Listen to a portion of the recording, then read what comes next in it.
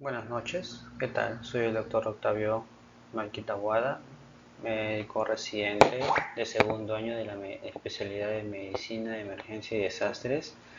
En esta oportunidad voy a tocar el tema de sepsis y basado en la guía de Sepsis Campaign 2021. Para mencionar sepsis, la importancia del diagnóstico precoz es así de importante como el diagnóstico precoz de un infarto, ya que cada tiempo que pase son tejido muscular, tejido de miocitos importantes que pueden sufrir isquemia irreversible, así como cuando es un ACV isquémico en el que el tiempo son neuronas. En este caso, el tiempo es mortalidad en el paciente. Tiempo es vida, en pocas palabras. Entonces, lo que menciona la guía Sepsis Campaign es que nosotros debemos hacer un diagnóstico precoz y un tratamiento precoz de lo que es la sepsis en el paciente. Entonces, ¿cuál es la definición de sepsis? Sepsis es la respuesta desregulada del organismo frente a un agente externo con algún compromiso de un órgano diana. Así como vemos aquí en la imagen que está a la derecha, vemos un paciente con un cuadro de sepsis en la que podemos ver una disfunción respiratoria, una disfunción renal, una disfunción hematológica, una disfunción neurológica, etcétera, etcétera. Entonces, en este tipo de casos nosotros tenemos que determinar cuál es la tríada fundamental en la que es el diagnóstico, detección precoz, resolución hemodinámica, o sea, tratamiento precoz y tratamiento de antibióticos precoz. ¿Por qué?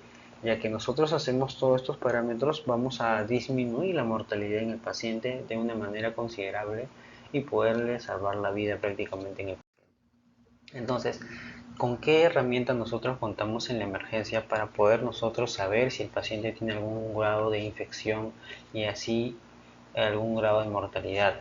Por ejemplo, el parámetro más utilizado en emergencia es el QI-SOFA. El QI-SOFA básicamente consta de tres parámetros: respiratorio, neurológico y de la presión arterial.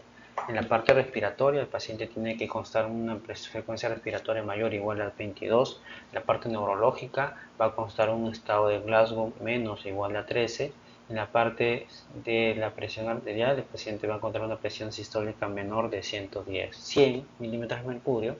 Esto nos va a orientar básicamente el cuadro del QI-SOFA o cuadro de infección o de mortalidad que va a presentar el paciente en la emergencia.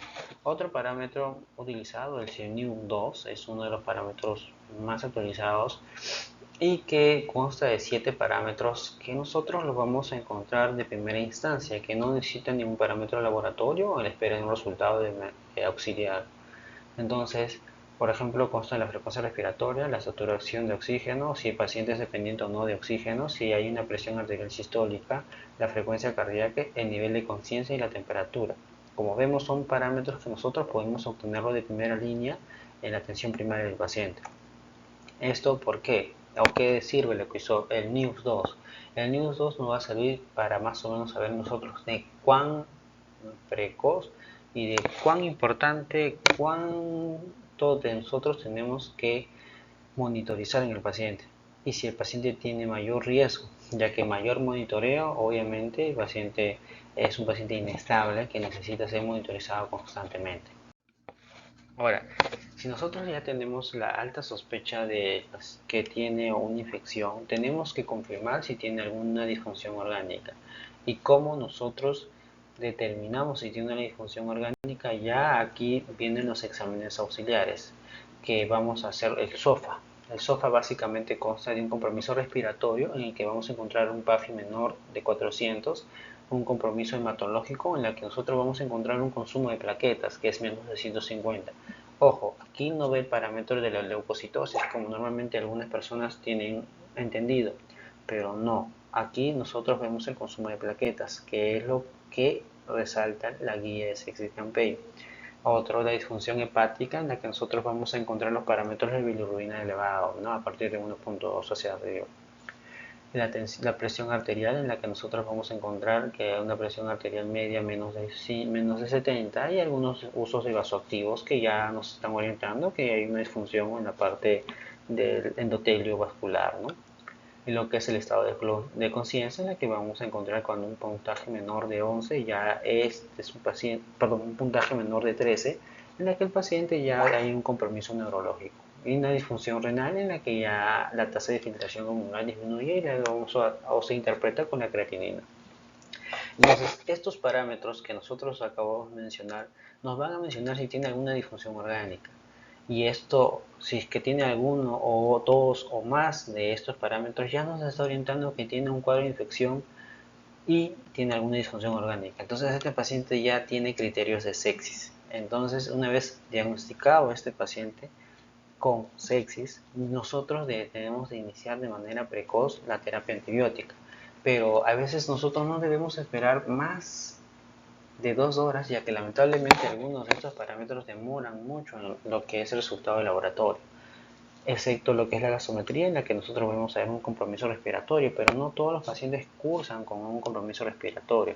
Hay algunos otros parámetros dinámicos, como son lo que menciona el estudio de Andrómeda, en lo que es el llenado capilar, que es uno de los parámetros estáticos que nosotros llegamos a ver en emergencia, que consta de que hacemos una digitopresión en lo que es el pulpejo de dedo durante por lo menos 10 segundos, y si vemos que el llenado capilar, una vez soltado lo que es el pulpejo de dedo, si el llenado capilar es mayor o igual a 3 segundos, nosotros estamos frente a un paciente que tiene alta sospecha de un cuadro de hipoperfusión. No de sepsis exactamente, pero una hipoperfusión. Entonces ya vemos que ya es un paciente que tiene algún compromiso. Otro de los parámetros es el vena cava inferior. En la vena cava inferior nos va a orientar si este paciente es respondedor a fluidoterapia, que es uno de los pilares de tratamiento. Otro es el gasto cardíaco. Hay algunos otros parámetros estáticos que lo vamos a mencionar más adelante. Entonces, una vez nosotros haber diagnosticado al paciente con el SOFA, con el QI-SOFA de ingreso, nosotros tenemos que ver los pilares del manejo, que son la reanimación con fluidoterapia, la terapia antibiótica y resolver o determinar cuál es el desencadenante que ha llegado que este paciente llegue a alguna disfunción orgánica. Entonces, lo que es en cuanto a la fluidoterapia, mencionan la guía Sepsis Campaign de que la reanimación debe ser a 30 cc por kilo durante las primeras 3 a 6 horas, pero esto es muy discutido y hay múltiples estudios en los que mencionan de que no necesariamente es así, ¿ya? Y lo que se ha mencionado según los expertos en cuanto a la fluidoterapia, lo recomendado es en reposición de bolos. ¿En qué consiste eso? De que pueden ser bolos de 500, bolos o 300 cc y ver cómo el paciente puede responder a fluidos. O elevación de piernas, que es la maniobra de balsar modificado. Y nosotros vemos previamente lo que es con una ecovisión el gasto cardíaco, y si el paciente levanta o hay un mayor gasto cardíaco del 15% en lo que es la maniobra de Valsalva, es un paciente respondedor a fluidoterapia. Entonces nosotros no vamos a tener miedo en hacer fluidos, porque sabemos que es un paciente respondedor. Pero si es que pese a estos parámetros estáticos el paciente no aumenta y la vena cava, por ejemplo, la encontramos pletórica, entonces es un paciente que obviamente no va a ser respondedor a fluidoterapia, y nosotros ya de manera precoz deberemos iniciar vasoactivos para poder nosotros mantener una presión óptima entre mayor o igual a 65 milímetros de mercurio, una PAN media, ¿no? Esto es según lo menciona la guía Sepsis Campaign, que ayuda a la mortalidad del paciente.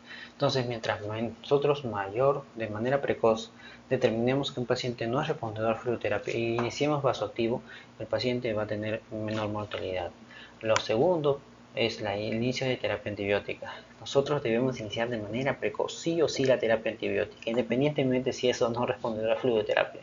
Esto, la guía CCCKP menciona que podemos iniciar terapia antibiótica de amplio espectro y luego ir desescalando previamente según el resultado del hemocultivo. El hemocultivo también es uno de los pilares, así que debemos nosotros tomar hemocultivos a todos los pacientes que tienen un cuadro de sepsis para determinar cuál es el agente desencadenante, ¿no?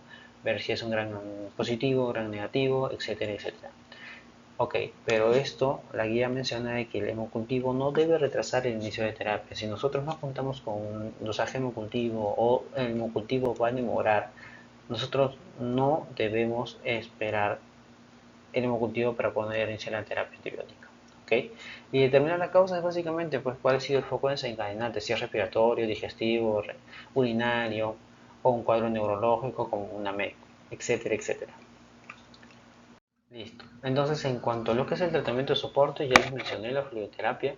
La guía CCKP menciona de 30 cc por kilo, pero hay múltiples estudios que mencionan de uso de cristaloides, uso de coloides, uso de lactato de Ringer, que son medio normal, o un lactato o medios que son más fisiológicos. Pero dentro de todos los estudios, lo recomendado, costo-beneficio, es el uso de cristaloides, con un monitoreo constante, obviamente, para determinar y evitar lo que es la sobrecarga hídrica, ya que esto conlleva mayor mortalidad si nosotros no monitorizamos adecuadamente. El uso de vasopresores. El uso de vasopresores, como les mencioné, son pacientes que ya, pese a la fluidoterapia, no están respondiendo y no manejan una presión óptima. Ya nosotros debemos iniciar de manera precoz, sin temor a utilizarlo, ya que esto va a reducir la mortalidad en el paciente. Lo que es la oxigenoterapia, si el paciente obviamente tiene un compromiso respiratorio, hay que dar soporte oxigenatorio para mantener una saturación óptima de mayor o igual al 92% o según los parámetros. Si es un paciente retenedor de oxígeno, si es un paciente crónico, rangos óptimos de 88 a 92, ¿no? Control de glicemia, obviamente eso es muy importante, sobre todo en pacientes que son diabéticos, ¿ya? O que no controlan lo que es la glicemia. Otro es el soporte hemostático, ya que nosotros tenemos que también tener una hemoglobina óptima, ya que si el paciente tiene una anemia severa, no va a ser obviamente muy buen respondedor para lo que es la terapia de fluidos. Ver si hay cuadro de acidosis, ver si hay uso de corticoides, por ejemplo, lo que se menciona actualmente, el uso de corticoides en cuadro de pacientes de neumonía severa, ¿no? O un cuadro paciente que ya tiene un cuadro de inmunosuficiencia suprarrenal. Profilaxis en lo que es anticoagulación, nosotros tenemos que ver si es un paciente que tiene factores de trombos, nosotros debemos iniciar. Y profilaxis de úlceras de estrés, por ejemplo, si es un paciente obviamente que está con un cuadro de sepsis con disfunción respiratoria y que si es un paciente que va a estar en ventiladores mecánicos. Hay básicamente 3 criterios en los cuales nosotros debemos iniciar un inhibidor de bomba de protones obligatorio. ¿Ya? Uno de estos es un paciente que está bajo mucho estrés y es un paciente crítico, sí o sí debe iniciar inhibidores de bomba de protones. No en otros casos, ya que no conlleva mayor cuadro de neumonías aspirativas. Y la nutrición. La nutrición tiene que ser precoz, lo más antes posible. Los objetivos a la hora, nivel de lactato, extracción de cultivos, administración de antibióticos, de fluidoterapia. A las 3 horas nosotros ya debemos ver si o sí va a usar o no vasoactivo para nosotros poder mantener una presión óptima. Y nuevos niveles de lactato para ver si la hipoperfusión ha disminuido y valorar si nuestra terapia está funcionando. A las 6 horas nosotros ya debemos de determinar cuál es el cuadro que ha desencadenado todo esto. Ahora, los antibióticos. Los antibióticos sí es muy controversial, pero según la guía menciona que si tú tienes muchas dudas, usar antibióticos que puedan cubrir la mayor cantidad de gérmenes para nosotros luego ir con calma determinando y desescalando de manera progresiva según lo que nosotros vayamos investigando con mayor calma, con la seguridad que el paciente ya está recibiendo su tratamiento. Mencionan en la parte respiratorio, urinario, por ejemplo en la parte respiratorio, nosotros lo que mencionamos es la ceftriaxona es un macrólido que va a reducir la mortalidad en el paciente, ¿no? Otro, levofloxacino, si es un agente beta-lactámico. Si son nosocomiales, ya hay que usar antibióticos de amplio espectro, como es un carbapenem, como en este caso el meropenem, el uso de amicacina o el uso del linezolid. Lo que sí son alérgicos beta-lactámicos, lo que mencionan es también la amicacina, la vancomicina y el linezolid. En lo que es focos urinarios, nosotros vamos a ver si es un paciente que tiene o no cierta predisposición a terapia antibiótica de amplio espectro. En lo que es el cuadro abdominal, cubrimos con gérmenes comunes o gérmenes beta-lactámicos resistentes. En este caso podemos usar ceftriaxona, mipetazo o carbapenem. Bueno, como bueno, eso es todo. Muchísimas gracias. He intentado poder resumir todo en un corto tiempo. Gracias.